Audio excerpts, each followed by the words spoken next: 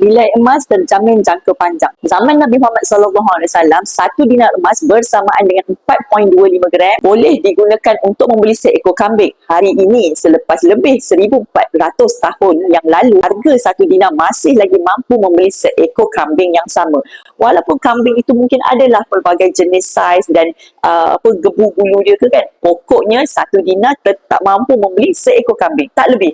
Inilah bukti kuasa beli emas bertahan selama lebih 1,400 tahun yang lalu. Ia berbeza dengan duit kertas yang kita simpan banyak-banyak dalam bank tu.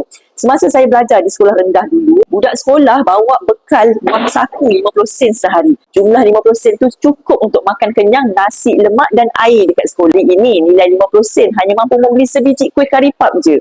Pendek kata, kalau kita bekalkan anak kita 50 sen pergi sekolah hari ni, anak kita kebuyuran dekat sekolah, tuan-tuan. Jadi nampak tak bagaimana kuasa beli emas jauh lebih kukuh berbanding duit kertas.